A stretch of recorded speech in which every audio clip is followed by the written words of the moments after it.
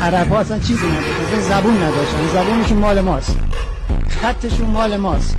خط عربی که الان از کوفی گرفته شده، خط کوفی هم از پهلوی ساسانی گرفته شده.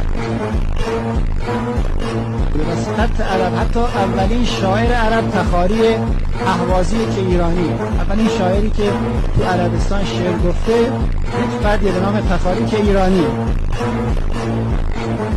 و شعر عرب، ادبیات عرب، زبان عرب، فرهنگ درست عرب، نه غلطی که امروز می‌بینیم، درست عرب همش مال فرهنگ ایرانیه که به عربستان داره.